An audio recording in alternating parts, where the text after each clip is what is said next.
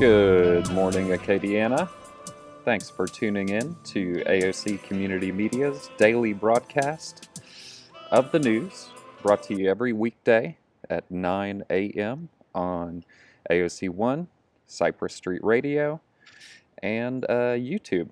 And today, as I have been almost every day since we started doing this remotely, I'm joined by Bruce Cohen, our volunteer and intrepid news delivery system. How you doing, Bruce?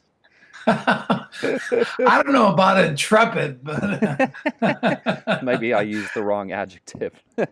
But no, I'm doing great.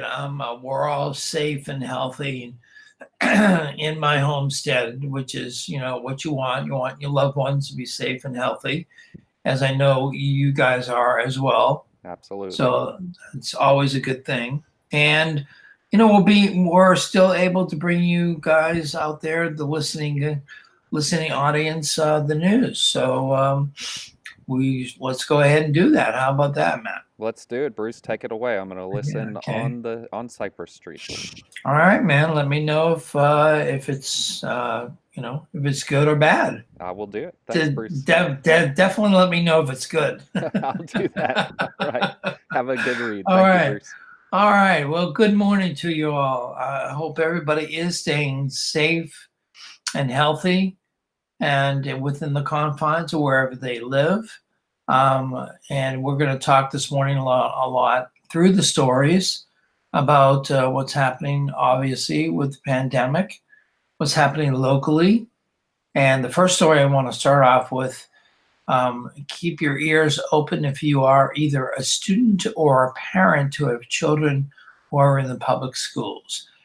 Edwards, schools to remain closed. Governor says students won't have to make up this time by Will Centel.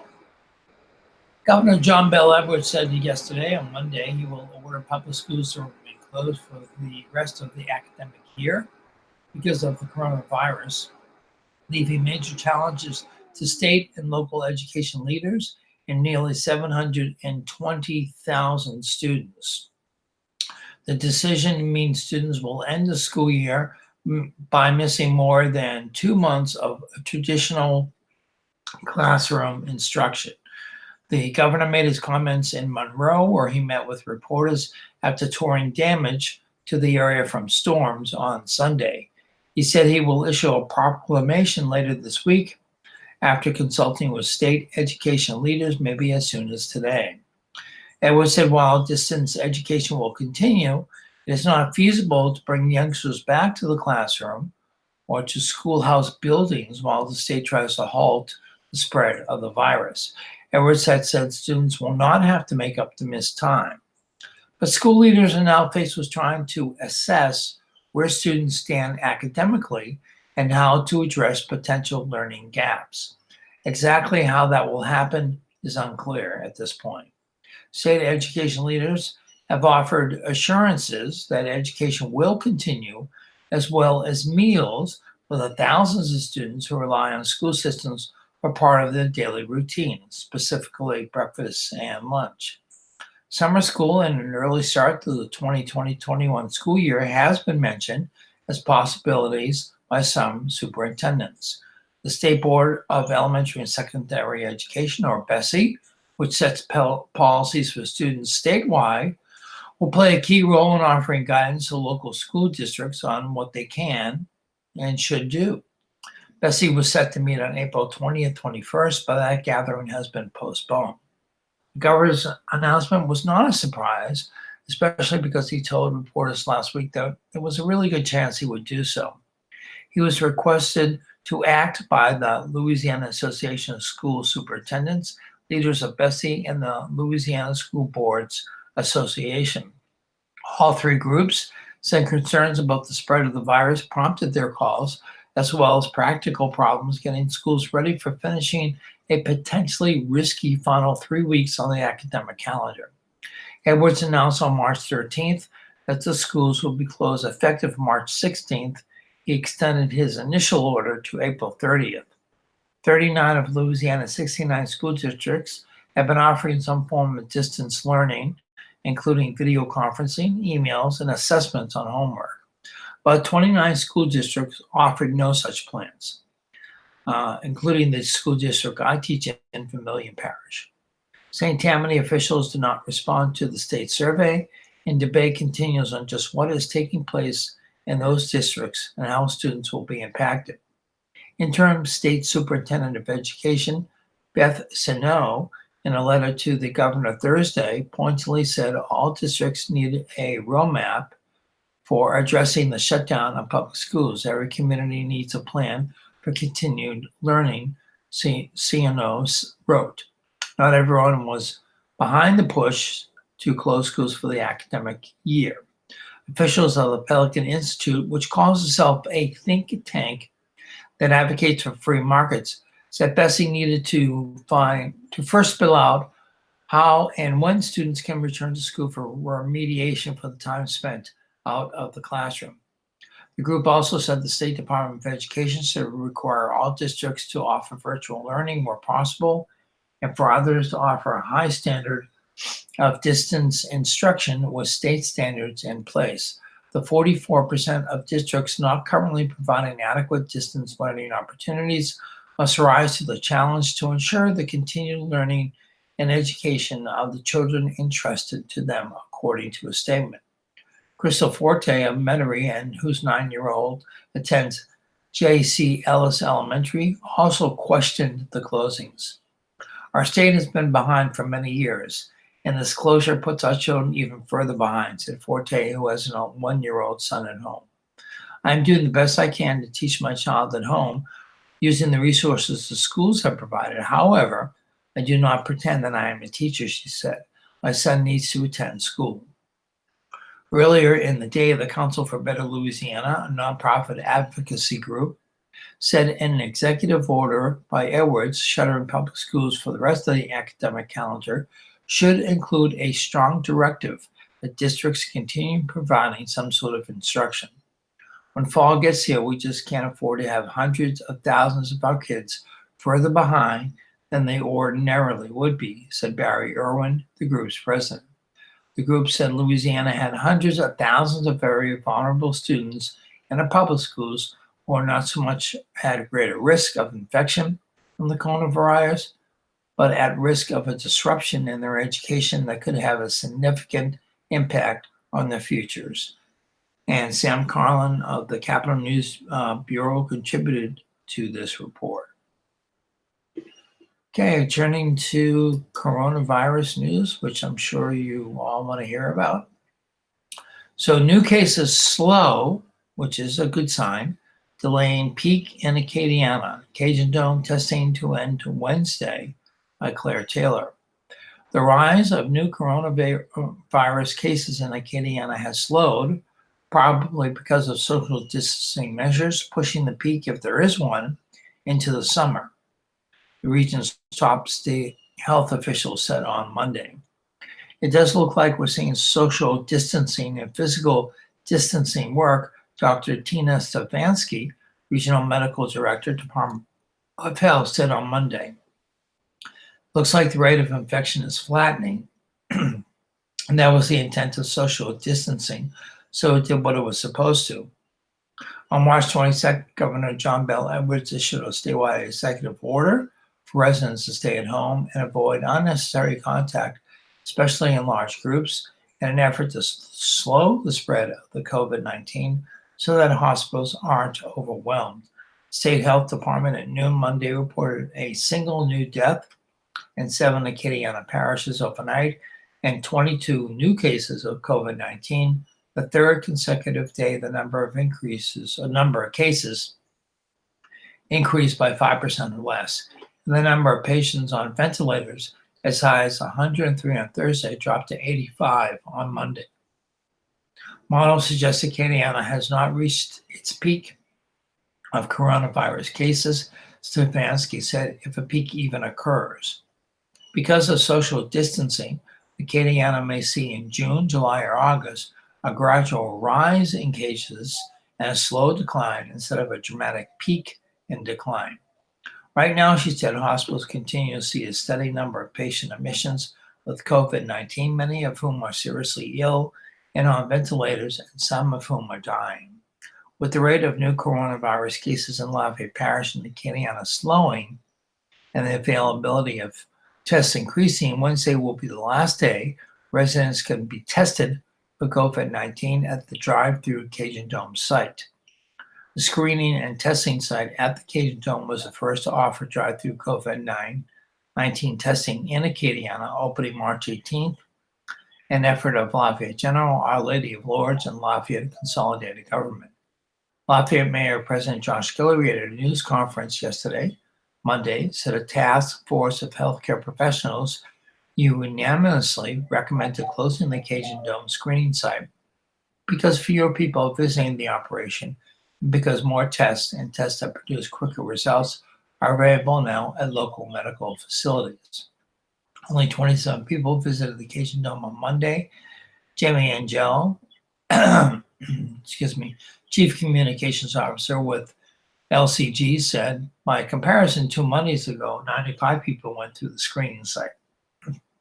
The only new death in Acadiana reported Monday was in Lafayette Parish, bringing the death total to 14 in Lafayette Parish, 13 in St. Landry, 8 in St. Martin, 5 in Iberia and Acadia parishes, and 1 in Vermilion Parish.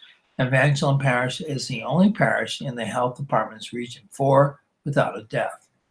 46 COVID-19 related deaths occurred in Region 4, St. Mary Parish, which is not in Region 4, reported another 14 cases of coronavirus overnight, but no new deaths. St. Mary Parish officials over the weekend reported 15 residents of a Franklin nursing home and 5 employees tested positive for COVID-19. As of noon Monday, the state health department reported an additional 44 deaths, and 421 new cases of the virus in Louisiana. The fourth consecutive day increases grew by 5% or less. The rate of new COVID-19 cases in hard-hit Orleans Parish has slowed. A week ago, 499 new cases were reported by the health department. On Monday, 51 new cases were reported. 9 new deaths occurred in Orleans Parish overnight, bringing the total to 244. Jefferson Parish has also seen a smaller delay increase in cases. A week ago, Jefferson Parish saw 442 new cases of the virus compared with 98 this Monday. Another 13 new deaths were reported on Monday, bringing the total to 186. Relaxed social distancing a concern for Governor by Sam Carlin. Governor John Bel Edwards said in his press conference on Monday he's concerned that residents may be relaxing the social distancing practices and not following the state's stay-at-home order as the state sees improving numbers in its coronavirus outbreak, warning that the state will see another spike if people don't take the restrictions seriously. The governor, speaking at that news conference after touring parts of northeast Louisiana that storms ripped through on Sunday, said he has received anecdotal reports of people gathering over this past Easter weekend in violation of his order, barring gatherings of 10 or more or urging people to stay home. All it takes is to have a spike in cases and go back in the other direction is for too many people to violate the order, too much social contact to spread the disease, Edwards said. So I'm asking everyone to do better. There are too many people moving around, he added. After seeing its rate of detected cases and deaths grow at one of the fastest clips in the country, Louisiana has been a tapering off in recent days, leading state officials who conclude the stringent restrictions are working as intended. On Monday, the state confirmed 44 more deaths, bringing the death total to 884 statewide. In total, the state has confirmed 21,016 cases of the coronavirus after adding 421 on Monday. New Orleans area was previously on track to run out of hospital capacity and ventilators in early April, according to state modeling, but the pace of hospitalizations has slowed. 50 more coronavirus patients were in hospitals Monday compared to a day before, and 3 more people were on ventilators, both of which Edwards said did not represent alarming growth. Louisiana has had an outsized number of parishes atop the dubious list of counties across the country with the highest death rates per capita, according to data compiled by the University of Louisiana Lafayette economist Gary Wagner. But Wagner said Louisiana parishes have dropped on that list as several counties in Georgia have risen. St. John the Baptist Parish, which is ranked number 1 on the list in recent days, was overtaken by Terrell County, Georgia, Orleans, St. James, St. Charles, Iberville, Plaquemines, and Jefferson was still in the top 20 as of Monday, according to Wagner's research, though he noted Louisiana parishes are failing on the list. Edwards said the data reported in recent days continues to be encouraging, and he pointed to the fact that the state confirmed 44 deaths Monday after reporting 70 twice last week. The governor noted that people with underlying health conditions, especially high blood pressure, diabetes, and kidney disease, are more susceptible to the disease caused by the virus, COVID-19. And the state continues to see a stark racial disparity, with Black people comprising at least 60% of deaths as of Monday. While that's down from the 70% reported by the state last week, it was still determining the race of 9% of deaths. East Baton Rouge Parish Mayor President Sharon Weston Broom said in a statement she's encouraged that many of the area residents are staying home but said there is plenty of room for improvement. For instance, I see a lot of vehicles on the roadway, and I'm concerned too many people are disregarding the governor's stay-at-home order, Broom said. Only essential workers should be regularly leaving their homes at this point. The rest of us should be staying home, with the exception of a daily walk through the neighborhood or a weekly trip to the grocery store or pharmacy. Broom added many businesses have taken steps to enforce social distancing and good hygiene, like floor markers and sneeze guards. She has also received reports of other businesses not doing enough. New Orleans Mayor Latoya Cantrell's office did not respond to requests for comment. The governor said it is too early to know whether Louisiana's stay-at-home order will expire April 30th as scheduled. He has repeatedly indicated the restrictions could last longer, and he described the next phase as a transition period, with things not returning to normal until there is a viable vaccine, which could be a year away. In the meantime, the state is not cracking down with police or National Guard to enforce its stay-at-home order, though some local leaders have had police break up gatherings.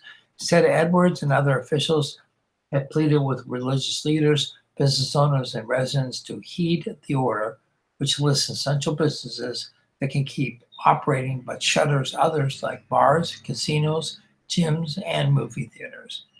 We hope we don't have to rely on enforcement, said Alex Billio, Assistant Secretary of the State's Office of Public Health, but ask people to self-police, ask people to be mindful of the 10-person limit. However, Edwards' administration and Attorney General Jeff Landry, a Republican, have begun investigating at least 2 abortion clinics in Baton Rouge and Shreveport to determine if they are violating the order by performing abortions. The State Health Department told providers to postpone elective procedures to conserve personal protective gear for hospitals. To begin opening the state back up, Edwards has said officials need far more diagnostic tests, along with serological tests that could tell whether people have immunity to the virus. The state appears to be gaining some ground on both of these fronts. LSU Health Shreveport has opened a new lab that can process 1,500 coronavirus tests a day, which results in 24 hours to 48 hours, much quicker than commercial labs that often take days to get results. The lab will start accepting samples from around the state and even out-of-state samples once Louisiana's peak has occurred. The school also recently administered the first convalescent plasma therapy in Louisiana to a coronavirus patient. The treatment, which is being tested in other parts of the country, takes plasma from people who have recovered and injects it into patients battling COVID-19. The federal government is also expected to make an announcement about serological tests this week. Edwards said, though it was not clear what the news would be. LSU also announced Monday it would use the Pete Maravich Assembly Center to make gowns and face shields for health workers amid a shortage of personal protective equipment at hospitals around the state and country. Okay, let's turn to our first PSA of the morning. And it is about blood donations, which are very important at this time. So canceled blood drives, coronavirus fears severely impact blood supply.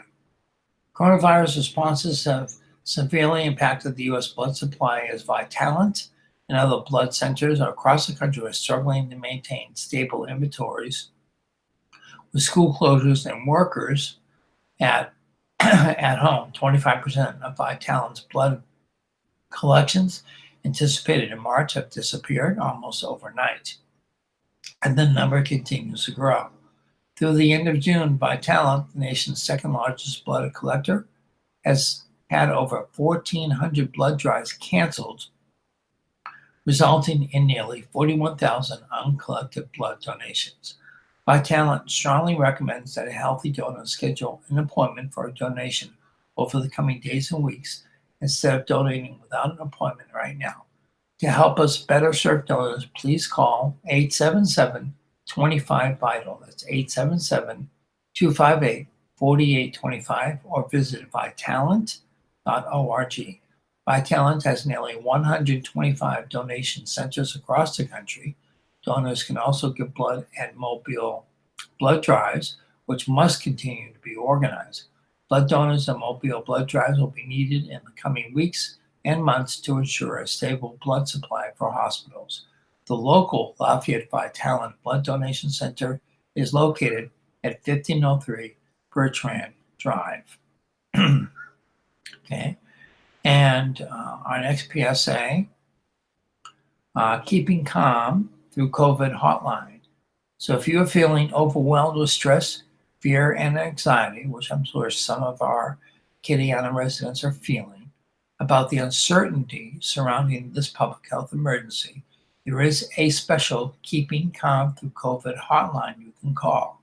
This connects you to trained, compassionate counselors who can offer support and who can direct you to mental health and substance abuse counseling services. Trained counselors available 24/7. All calls are confidential. So please call 1-866-317-7977. And Medicaid resources. If you have lost your job or if you have reduced hours, you may be eligible for Medicaid. You can apply online at mymedicaid.la.gov. You can also apply by phone by calling 1-888-342-6207 or by mail by sending in information to Louisiana Medicaid, P.O. Box 91283, Baton Rouge, Louisiana 70821. Local Medicaid offices are currently closed to the public. If additional assistance is needed, you can call 1-888-342-6207. Okay, turning back to the news. And let's move forward here.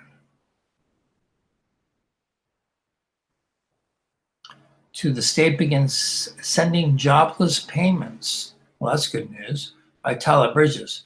At least 29,000 laid-off workers in Louisiana received a big boost in unemployment benefits Monday as the state agency began wiring payments to their banks. The Louisiana Workforce Commission sent each jobless person at least one $600 weekly payment from the federal government, along with a state benefit of up to $247 or a maximum of $847. Workers who have filed their unemployment claim 2 weeks ago should receive 2 weeks' worth of benefits or a lump sum of up to $1,694 in combined state and federal payments. Stephen Sheffrin, professor of economics at Tulane University and the executive director at the university's Murphy Institute, call the payments a cushion for the unemployed in Louisiana. This will help them meet their fixed commitments, rent, credit card payments, mortgages, he said. They were in a difficult position to meet those commitments without those funds. In all, the Workforce Commission sent out nearly $90 million Monday that will go to jobless workers with claims, it said. Of that, $66 million was federal money and $23 million consisted of state funds. The additional $600 weekly payment is part of the federal stimulus and relief package approved by Congress in late March to help keep the coronavirus economy alive. Unemployed people who file for unemployment insurance can keep collecting the $600 weekly payment through July 31st. Exactly when laid-off workers will receive the money is not clear. Robert Woolley, Assistant Secretary for Unemployment Insurance, said the Workforce Commission normally wires money directly to individual bank accounts, but because it was sending out so much money on Monday, the cash went in one lump sum to each bank. He expects banks will need a day or two to distribute it to recipients. Willie said not all of the nearly $90 million may have reached banks on Monday because jobless people checking to see whether the money has gone out clogged the Workforce Commission's computer system. If people could limit themselves to checking once or twice a day, that would be helpful, Willie said. Guy Williams, president and CEO of Gulf Coast Bank and Trust in New Orleans, said his institution will have the money in individual accounts by Wednesday. Willie, who served as the state insurance commissioner from 2000 to 2006, said the Workforce Commission was so focused on getting out the money Monday that he could not say exactly how many people were covered by the payments that went out to the banks. The money went out to at least 29,000 jobless self-employed workers who filed 1099 tax returns, he said. Some of those people have been sitting with no money. Zero, Willie said. Those are people who are in big trouble. That's why we were focused on that group of people. Willie said he expects the commission will continue sending out more payments throughout the week. He could not provide specifics, however, because his agency is carrying out work it has never done before. The Workforce Commission has come under fierce criticism from many people, saying the phone system and website are too overloaded to handle their applications. We're delivering. The system is working, said Remy Braden, an agency spokeswoman. It's taking some time. It's a first of its kind of thing. There will be some hiccups. As of Thursday, 216,000 in Louisiana had filed claims for benefits, the agency reported last week. Over the past 2 weeks, the commission has been receiving more than 10,000 claims a day, or more than 30 times the national average or a normal average of 300 per day. Congress provided the entire $600 weekly payment to provide desperately needed aid as the coronavirus was tanking the national economy. And it's not really a stimulus package, Sheffrin said. They're not going to go out and buy a new car and go to a restaurant. The $600 payment went out to $15 an hour over a 30-hour week, he noted. It's a high-level minimum wage greater than a lot of people are getting. This will make a big difference for them, on top of the other unemployment insurance. The federal legislation made self-employed workers eligible for the $600 weekly payment, along with the state payment of $107 per week, for a total of $707. Self-employed workers were not eligible for unemployment benefits previously. As a result, many self-employed workers have applied for unemployment insurance, have had the Louisiana Workforce Commission reject their applications because the software hadn't yet been updated. At a news briefing in Monroe, where he had gone to tour the devastation of Sunday's tornado, Governor John Bel Edwards said anyone who has rejected ought to apply again. Then they could become eligible for the $707 weekly payment. We need you to continue to pursue those, he said. All right, it's about halfway through our broadcast this morning. So let's look at the day in history. Today is Tuesday, April 14th, the 105th day of 2020. There are 261 proposed shopping days left in the year. Today's highlight in history, excuse me, I seem to be having some throat issues this morning. Today's highlight in history: on April 4th, 1865, President Abraham Lincoln was shot and mortally wounded by John Wilkes Booth during the performance of Our American Cousin at Ford's Theater in Washington. On this date, in 1759, German-born English composer George Frederick Handel died in London at age 74. In 1902, James Cash Penney opened his first store, the Golden Rule, in Kemmerer, Wyoming, and turned out to be pennies. In 1912, the British liner RMS Titanic collided with an iceberg in the North Atlantic at 11:40 p.m. ship's time and began sinking. The ship went under 2 hours and 40 minutes later with a loss of 1,514 lives. In 1935, the Black Sunday dust storm descended upon the Central Plains, turning a sunny afternoon into total darkness. In 1956, the Ampex Corps demonstrated the first practical videotape recorder at the National Association of Radio and Television Broadcasters Convention in Chicago.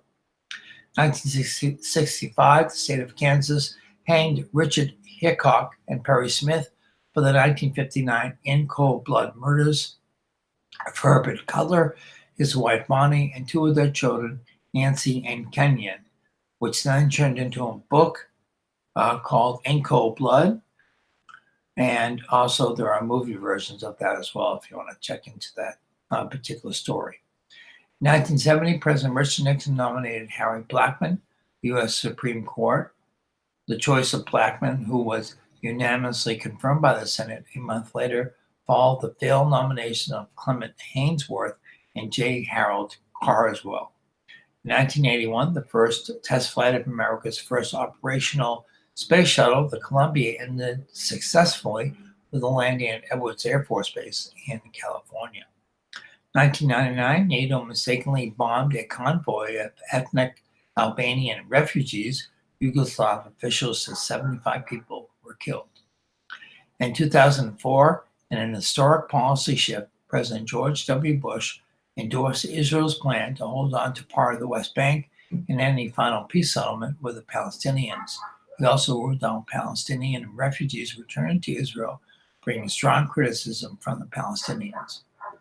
10 years ago, a magnitude 7 earthquake in a remote Tibetan region of China killed some 2,700 people and injured more than 10,000. 5 years ago, the White House announced that President Barack Obama would remove Cuba from the list of state sponsors of terrorism, a key step in his bid to normalize relations between the two countries. 1 year ago, after going nearly 11 years since he won his last major tournament, Tiger Woods rallied to win the Masters for the fifth time, closing with a 2-under par 70 for a one-shot victory.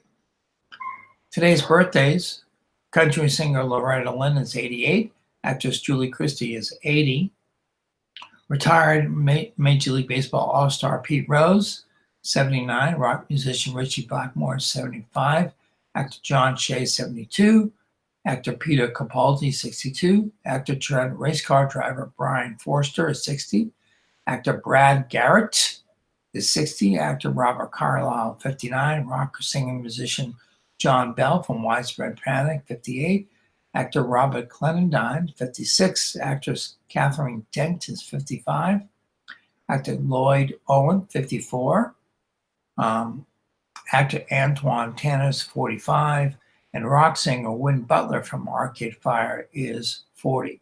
Thought for today: I am a man of fixed and unbending principles, the first of which is to be flexible at all times.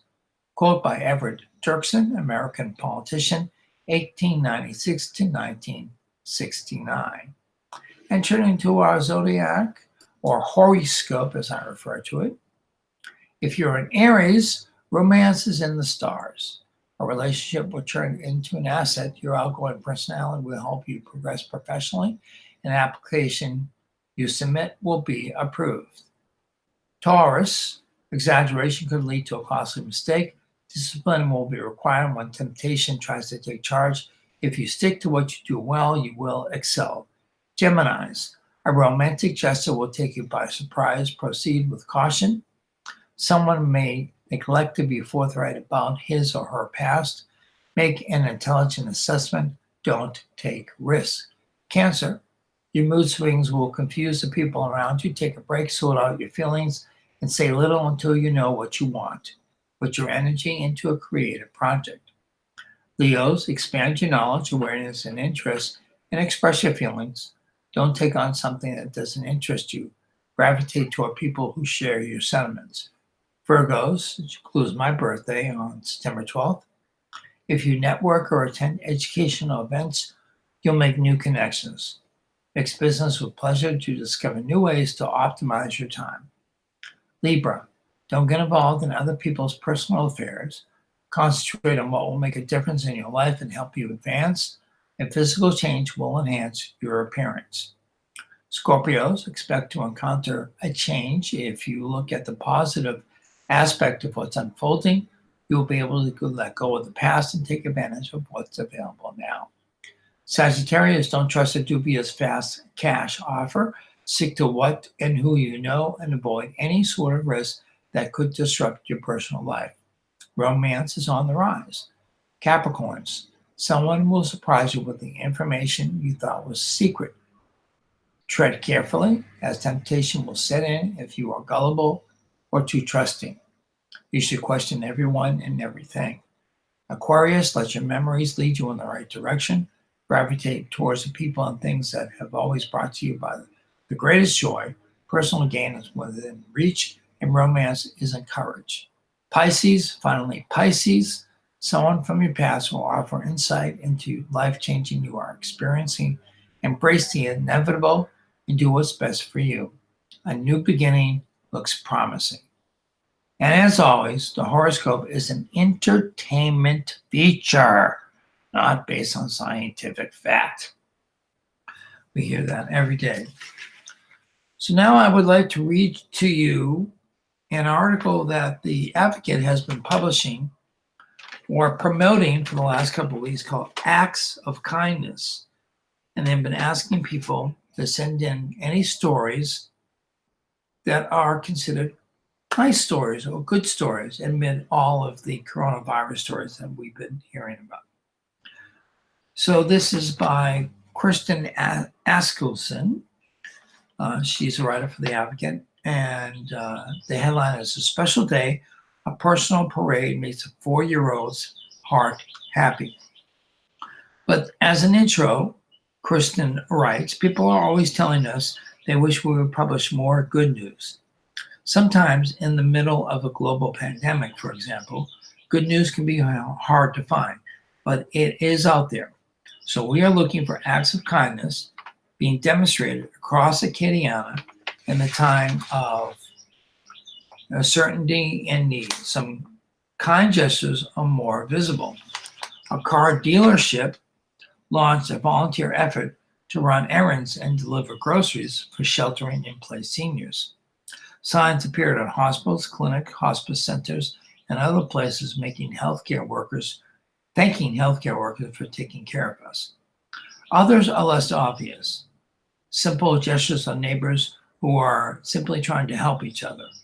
But to the recipients of those acts of kindness, they are no less meaningful. Help us tell these stories by telling us about kindness that you've experienced. It can be big or small. If you want to be part of our coverage, send your acts of kindness to theadvocate.com/site, site/forms/acts_of_kindness. So in our acts of kindness this morning, a happy heart. Neil Thibault got a little help in celebrating his 4th birthday on Tuesday morning, as this is from last week, as friends, family, and a Lafayette fire truck rolled by his home. Some made signs and others wore fun masks and costumes for the occasion. It makes my heart happy, Neil told his mom, Cassie, after the parade passed. Thibault said Neil had been looking forward to celebrating his birthday with classmates. That was before a pandemic necessitated social distancing. Instead, family, friends, and classmates came to Neil in the form of a birthday parade. Neighbors sat on their lawns and wished him happy birthday. Heck, even strangers got in on the action, with the passerbyers honking and waving at the boy. Grown-ups like birthdays too. Jana Richers, who does write for The Advocate, a column per week, her birthday was March 24th. She hosted several virtual celebrations, including a scavenger hunt and a dance party where she invited people and created a link for each to join the party at a specific time. Another friend led dances with simple instructions. In addition, Jan was treated to a birthday parade. It was wonderful, she said. They lined up and down the street, and then my husband asked me to come out front. About 14 of her friends planned the parade for a week, he said. They decorated their cars. Many of them blared a song with particular meaning tied to an experience we shared. It was fun and fab, and in compliance with social distancing guidelines. Lunchtime pickup. Margaret Piera Albert was practicing social distance the other day by using the drive-thru to pick up a prescription at a local pharmacy. What she saw prompted her act of kindness. I saw the pharmacy staff literally running themselves ragged, she said on Facebook. It was nearing lunchtime, so I asked if they had eaten and how many were there. Rotolo's Pizza helped me with pizza, salad, drinks, and dinnerware. The look on their faces when I drove up is something that I'll cherish for some time to come. Here are a couple other mentions that have been previously reported in stories, but bear repeating because they are, after all, acts of kindness. Professional Arts Pharmacy is committed to donating more than 1,000 4-ounce bottles of pharmaceutical-grade hand sanitizer to local law enforcement and healthcare workers. The pharmacy has already delivered 150 bottles to hospice agencies and the Lafayette Sheriff's Department and plans to deliver the remainder later this week and next week as more supplies are received. The Lafayette Ladies Tennis League has raised more than $7,000 through a GoFundMe.com effort called Health Care Heroes. The money they raise goes towards purchasing meals for busy healthcare workers, primarily emergency room and intensive care unit personnel. So if you have an act of kindness you'd like to share with Acadiana Advocate, please go to their site and just look up Acts of Kindness, deliver your little story or big story, and we're happy to read it on the air. All right, getting back into the news.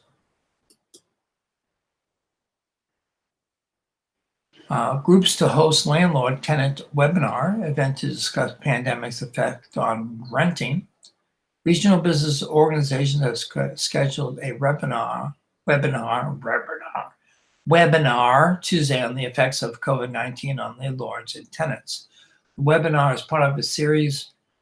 The groups, including one in Acadiana, the Lafayette Economic Development Authority, and the Downtown Development Authority, are doing to help businesses navigate the economic shutdown caused by the coronavirus. The webinar, including a presentation by Jones Walker, will focus on such issues as rent deferment and abatement, force majeure, and remote notary services. They will also look at changes that can be expected, such as how contracts will be written in the future. Registration is available at eventbrite.com. That's eventbrite.com. Registration is limited to 300 participants, but a recording and presentation material will be available at oneacadiana.org, COVID-19 resources. Coronavirus aid relief package the president signed into law on March 27th activated a 120-day ban on evictions for people who cannot afford to pay rent during the pandemic. The relief, however, does not apply to everyone, just those living in government-subsidized housing or landlords with rental properties with federally backed mortgages. Fair housing advocates say Congress should go a step further as lawmakers mull over possibly drafting another stimulus relief package related to the coronavirus pandemic. They say unless it includes stipulations that actually press the pause button on everyone's obligations to pay monthly rents and mortgages as the nation struggles to rebound from the job losses the virus has caused, the state's homeless population will skyrocket by the summer. Area jeweler lays on staff and reduces hours. Stellar reopening for in-stock only sales by Adam Daigle, Acadiana business editor. Stellar Incorporated, which suspended operations March 23rd, but continued to pay its employees, laid off an unspecified number of workers last week. A company spokesperson confirmed Friday the jewelry manufacturer, which employed 1,263 prior to the shutdown, had a staff reduction last week in response to the impact COVID-19 has had on the business. Some associates will be on a reduced work schedule beginning this week, the spokesperson said, and company officials are still meeting with other employees regarding the matter. The layoff came while company president Danny Clark announced earlier this week the company would resume Monday by shipping only in-stock items. He did not specify how many employees the company would be put back to work. Stellar, the largest fine jewelry manufacturer in North America, will also work to rebuild and deliver custom and manufactured items with plans of being fully capable by May 4th, he wrote. Company officials have answered hundreds of inquiries and received support from customers since operations were suspended, Clark wrote. Lawyers add to a growing number of unemployed workers in Lafayette Parish and across the state and nation. Nearly 15,000 unemployment claims were filed in Lafayette Parish between March 16th and April 3rd, including 5,554 last week. Smaller Easter turnout at Central Church. Pastor continues to defy governor's orders by Yusuf Radid. A Central pastor who said he'd attract 2,000 people for Easter celebrations despite a state ban on large gatherings amid the coronavirus outbreak, says his worship services drew about 1,345 people on Sunday, though police officers stationed outside said they counted fewer than 500 for two services. The Reverend Tony Spell at the Life Tabernacle Church has refused to comply with an order to limit crowd sizes to 50 people or fewer. Central Police Chief had cited him 6 times, but not since early April. In the meantime, he's continued to hold services, saying Governor John Bel Edwards has no right to restrict church attendance during a public health emergency. In interviews heading into Christianity's holiest day, Spell had said he expected 2,000 people for Easter services. Central Police Chief Roger Cochran said he counted fewer than 300 people entering the church on Sunday for an early service and no more than 200 for a later one. Though legal experts say law enforcement can enforce crowd size limits, the Central City Police hadn't acted until late last month. Instead, the police department has been sitting outside the church counting heads. We're going to document everything and send it to the district attorney's office, Cochran said. He added that the church hasn't attracted more than a few hundred people since his office began monitoring church services. The charges filed against the Pentecostal pastor followed after weeks of city, parish, state, and national leaders' requests to halt in-person services amid a rise in fatal coronavirus cases in Louisiana and the Baton Rouge region. Despite the pending infractions carrying a $500 fine and up to 90 days in jail, Spell has held his flock to refrain from hugging and touching others outside their family and to keep a distance from one another. My hope is not in a vaccine for a virus, but all my hope is in Jesus, Spell said in a live stream of Sunday service in which the cameras didn't pan towards the church pews. He also called the governor's order an attack on religion and his church and argues the governor cannot limit church attendance. Similar legal showdowns between religious liberty and public health have risen in states with restrictions on large gatherings. In Kansas, the state's Supreme Court on Saturday upheld the Democratic governor's order banning religious and funeral services of more than 10 people after Republicans on the state legislative council sought to reverse it. Police in Kentucky this weekend were also tracking license plates at a church's drive-in service to issue 14-day self-quarantine orders for those attending, according to local media reports. Cochran expressed worries that enforcing the governor's order by sending law officers into church may potentially expose them to the virus if someone at the church is sick. Mr. Spell wants a confrontation, the police chief said. He wants me to go into that church. Okay, moving on.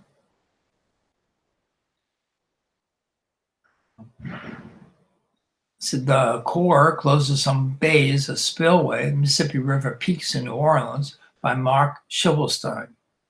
The U.S. Army Corps of Engineers began closing a few bays in the Bonnet-Carré spillway on Monday, reducing slightly the flow of fresh water into Lake Pontchartrain only 10 days after opening the structure as the Mississippi River's volume at New Orleans began to ease. Officials had opened 90 of the spillway structure, 350 bays as of Friday, and the still rising river was pumping 80,000 cubic feet per second of fresh water into the lake, a little more than 6% of the river's flow by Sunday. They do not estimate how many bays will be closed on Monday or on succeeding days. Public access to the viewing area of the structure remains closed because coronavirus social distancing requirements. The National Weather Service's lower Mississippi River forecast estimated the river would still be at 17.1 feet in New Orleans on Tuesday and then stay at 17 feet through Saturday, before beginning a slow fall. On May 11th, the end of the 28-day forecast, the river would still be at 14.6 feet in New Orleans. In a news release, Corps officials said they decided to begin closing some bays because the volume of water at Red River Landing above Baton Rouge has stabilized and was expected to fall over the next few weeks. The trigger for opening the spillway is a water volume of 1.25 million cubic feet per second and rising at New Orleans. There has been significant public pressure on the Corps to reduce the flow into the spillway as quickly as possible because of concerns that the river's fresh water, which contains nutrients and fertilizer washed off farmland in the Midwest, will again disrupt commercial and recreational fisheries in Lake Pontchartrain and in the Mississippi Sound. The nutrients also trigger blooms of algae, including poisonous blue-green species in the lakes and the Sound.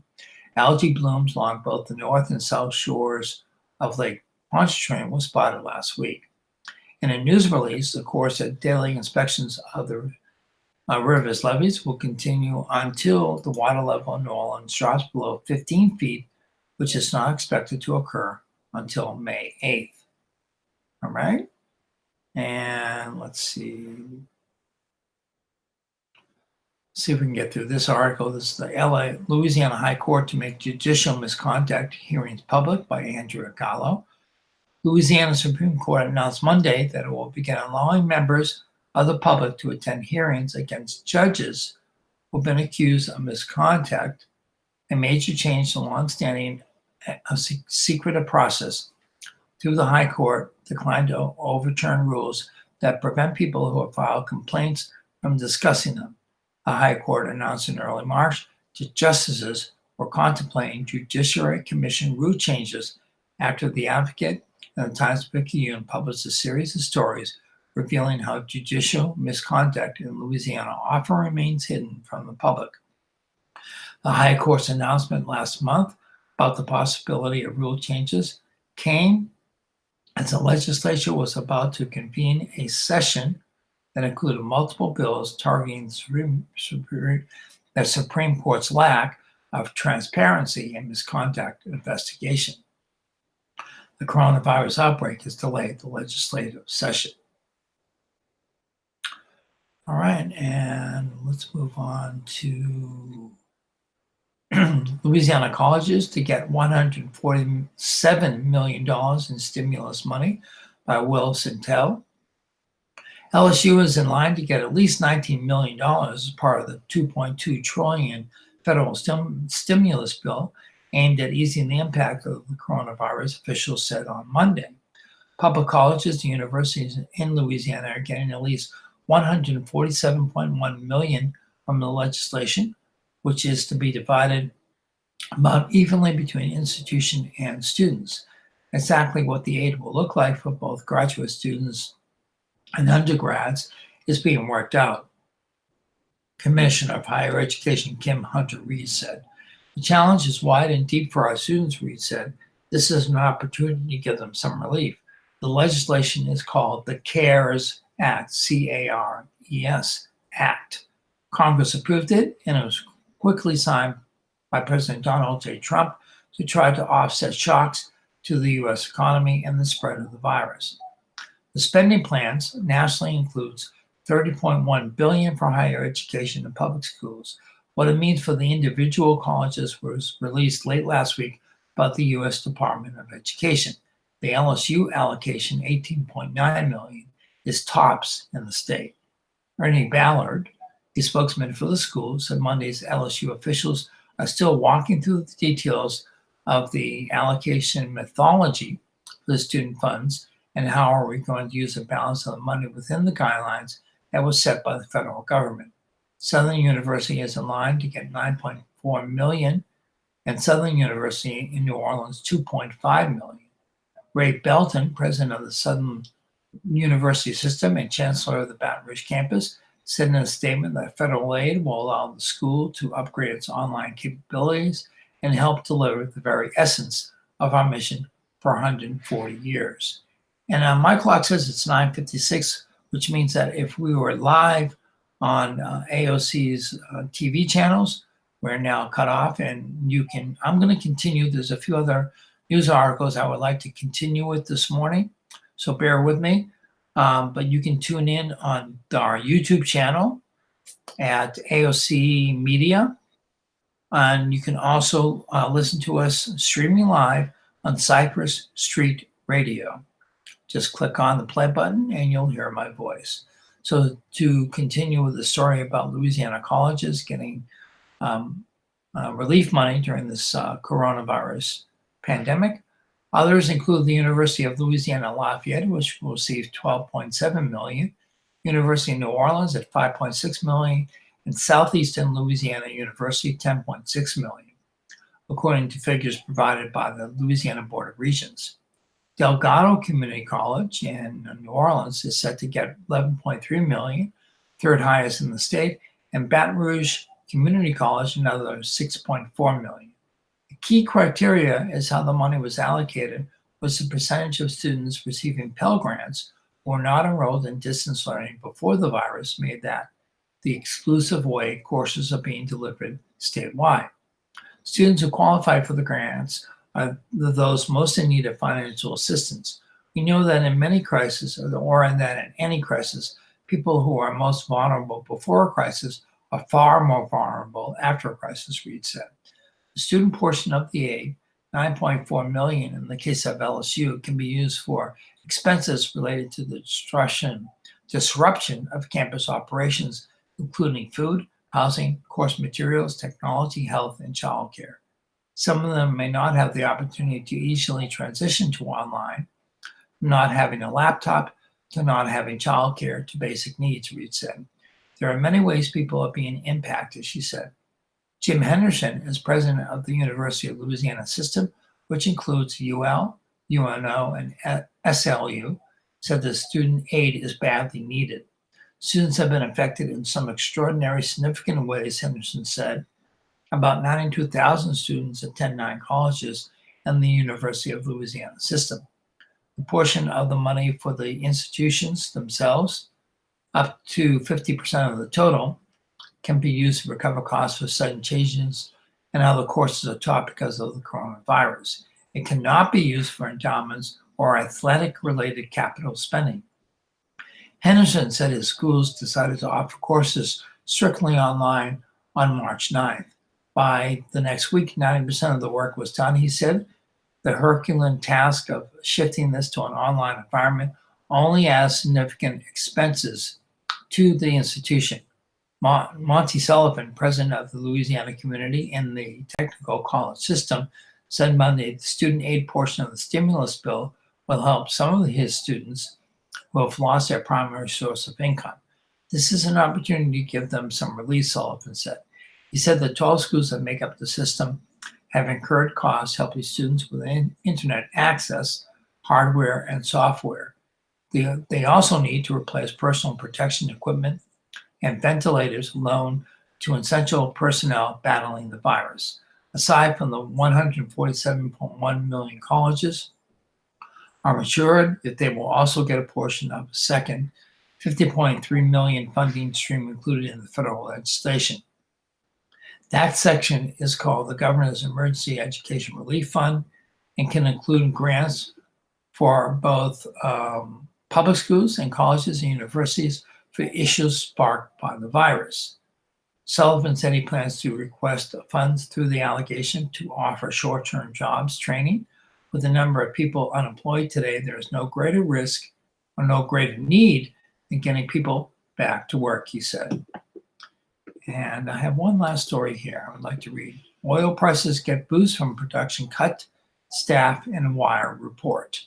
Oil prices got a brief boost following the decision by OPEC and other oil producers over the weekend to cut production by nearly 10 million barrels a day, or a tenth of global supply, beginning May 1st. Analysts said the cuts were not enough to make up the void in demand due to business and travel shutdowns resulting from the coronavirus pandemic. The deal at least helped receive the price war that took U.S. crude to nearly $20 per barrel, pummeling U.S. oil and gas producers. The OPEC deal may eventually help move the needle in the right direction, but the cuts announced Sunday fall far short of the meaningful measures that Louisiana's independent oil and gas producers need to survive, said Gifford Briggs, president of the Louisiana Oil and Gas Association. LOGA released the results of a membership survey last week that found more than 23,000 jobs in the industry are at immediate risk of being lost in the next 3 months. As many as 16,800 of the 33,650 oil and gas wells operating in Louisiana could be shut in. Our industry is on the verge of collapsing. This is a time for bold, decisive action, not small steps in the right direction. With tens of thousands of jobs and millions of dollars in tax revenue at risk, it is essential for governments or policymakers at all levels of government to implement aggressive and immediate solutions to offset the expectation of prolonged shut-in wells, a massively oversupplied world oil market, and the global shutdown of our economy, Briggs said. To boost the oil industry, LOGA put forth several measures, which includes things it has long supported: suspending severance tax collections for 1 year, ending government-led coastal recreation lawsuits, easing regulations of the Office of Conservation, and identifying ways to expedite oil storage capacity. Another industry group, the Louisiana Mid-Continent Oil and Gas Association, sent a letter to President Donald Trump earlier this month urging him to protect the offshore drilling industry by suspending or reducing royalty payments. Tyler Gray, association president, said the industry is in a circumstance where there is a need for urgent and bold action. Reuters reported one unnamed oil company has asked the U.S. Department of the Interior for royalty payment relief. U.S. Senator Bill Cassidy from Baton Rouge said he met with Interior Secretary David Bernhardt to discuss the issue. He promised to quickly process targeted royalty relief on the outer continental shelf using existing law, Cassidy said in a statement. Along with the cut in payments, the Louisiana Mid-Continent Oil and Gas Association is asking for a 3-year extension of the primary term of non-producing federal oil and gas leases in the Gulf of Mexico to allow companies to better map out their spending and work plans for the year ahead and preserve cash to maintain liquidity in the short term. Extending decommissioning obligations associated with current and expired leases were also recommended, along with protecting infrastructure that is inactive because of storage capacity limits. OPEC has historically had a difficult time reining in members and enforcing those cuts. Bank of America says that means the actual cut may be close to 7 million barrels per day. Energy analysts with the bank believe because the world is so flush with oil, it would mean an extended period of lower prices, particularly in the U.S. U.S. benchmark crude initially jumped more than $1, but then lost ground. It fell 35 cents to settle at $22.41 a barrel. It declined to 2.33 or 9.3%, or $22.76 a barrel on Thursday before the Good Friday holiday. And yes, we have gone over a few minutes. So I just want to say thank you for tuning in and listening to today's broadcast of the news for the visually impaired, and for those in our community who don't have access to a newspaper or the news cycle. We appreciate you tuning in and listening, especially beyond our required usual 55 minutes. We do this every Monday through Friday, live on AOC 1 and LUS 15 and Cypress Street Radio, and on our YouTube channel at AOC Community Media. So we appreciate you tuning in and listening. Thank you for that. If you are ever interested in doing what I'm doing, we would love for you to volunteer. Just go to aocinc.org and fill out an application to be included as a volunteer newspaper reader. Come in and once we get back into the studio, whenever that will be, come in and shadow one of us pros who have been doing it for a while. I've been doing it since the program started for a couple of years. Enjoy doing it. Love looking forward to it. And, it's a great service. It really is.